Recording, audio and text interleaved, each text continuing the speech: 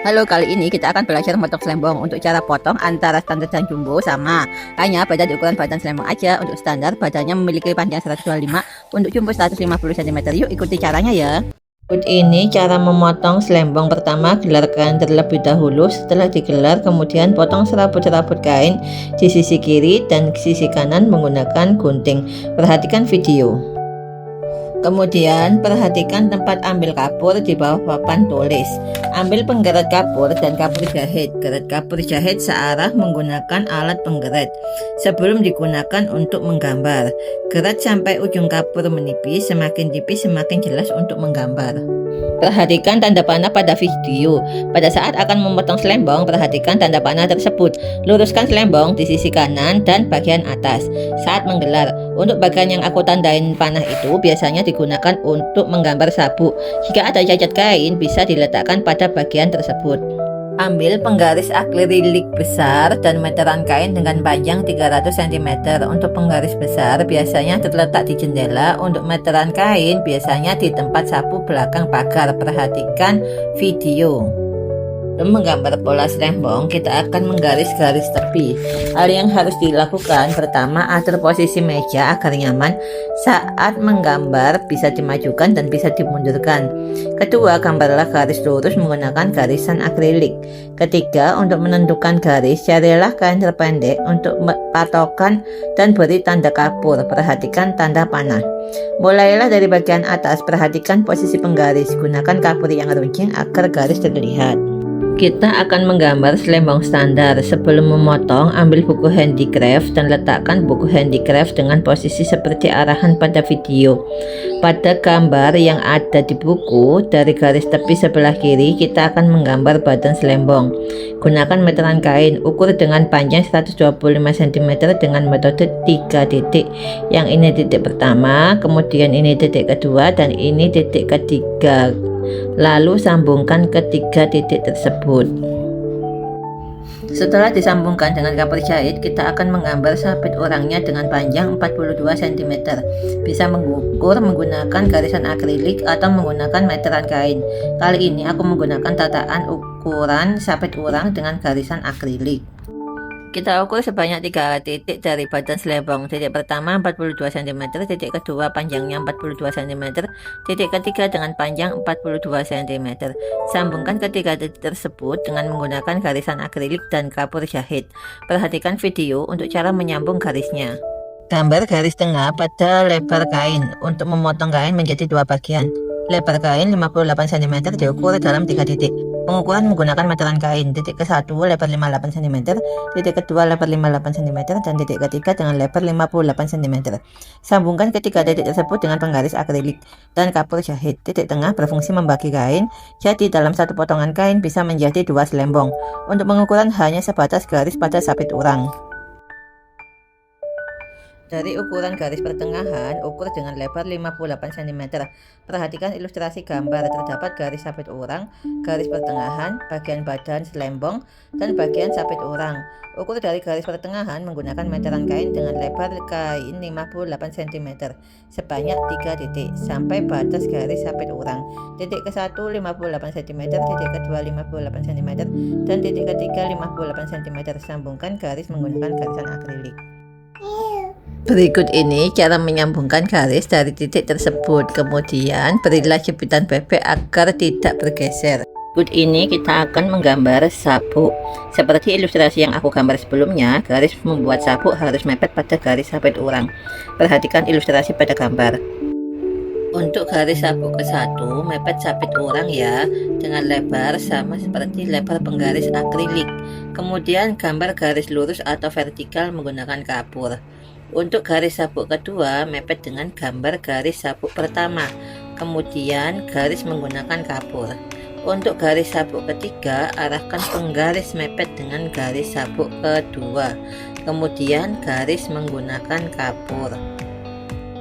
Tahap pemotongan, jika potongan banyak bisa menggunakan mesin besar. Untuk mesin besar biasanya diletakkan di ruang kain.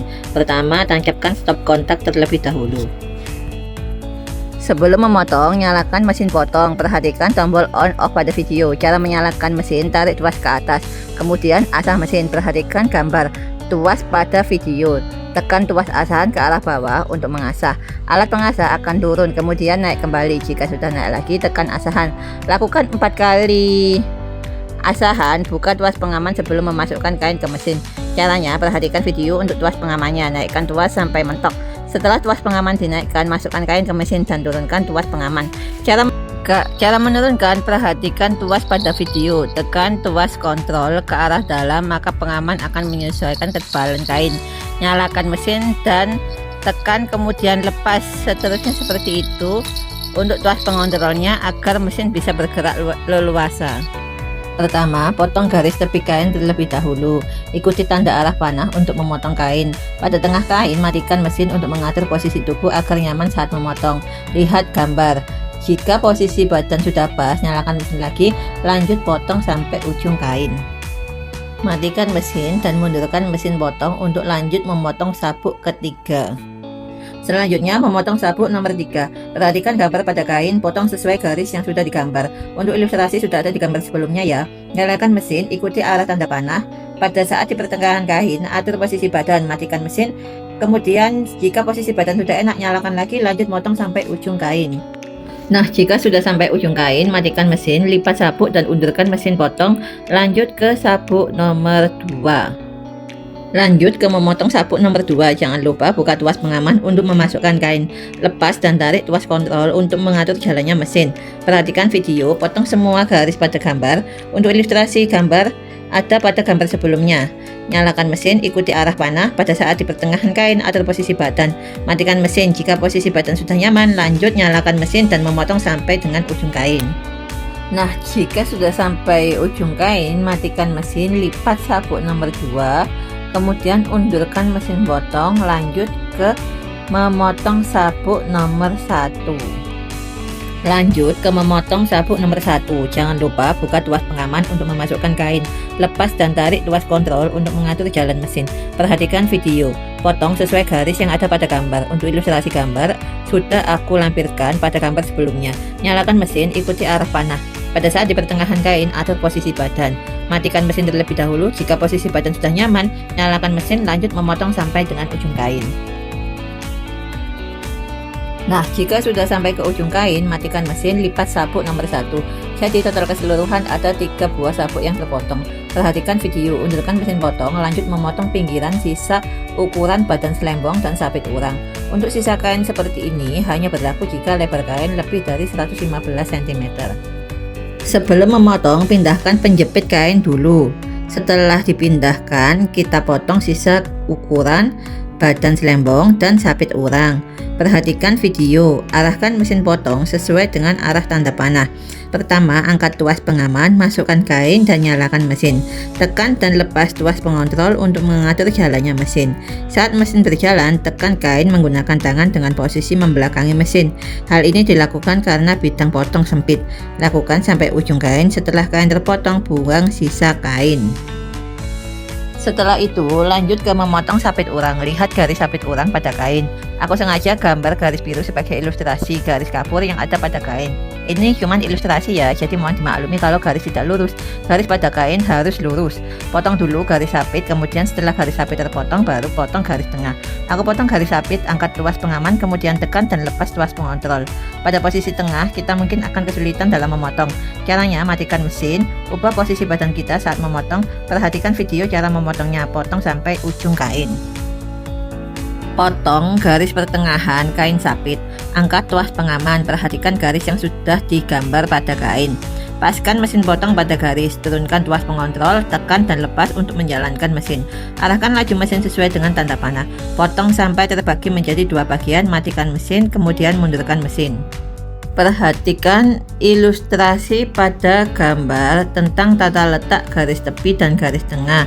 Sebelum memotong badan selembong, lepaskan penjepit kain terlebih dahulu sebelum kita memotong garis tepi.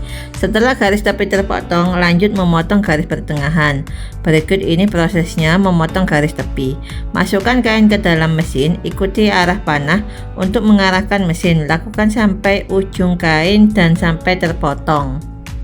Lanjut ke proses memotong garis tengah. Paskan mesin potong pada garis tengah yang sudah digambar. Buka tuas pengaman, tutup dengan menekan tuas pengontrol. Nyalakan mesin, tutup dan lepas tuas pengontrol. Jalankan mesin potong mengikuti arah panah. Potong garis tengah. Pada saat mesin berjalan pada tengah kain, matikan mesin dulu dan cari posisi yang pas untuk mengarahkan mesin potong. Nyalakan mesin dan potong sampai ujung kain. Setelah selesai memotong, harusnya kain ditarik sedikit supaya bisa membedakan badan selembang nomor 1 dan nomor 2. Akan tetapi pada video kali ini kebetulan tidak ditarik ya. Lepaskan stop kontak dan rapikan kabel pada mesin potong. Lanjut memberikan nomor. Pemberian nomor ini bertujuan agar sabit atau badan bagian atas tidak tertukar dengan bagian bawah. Ambil stiker untuk memberi nomor. Untuk bagian atas, badan dan sabit urangnya diberi stiker nomor 1.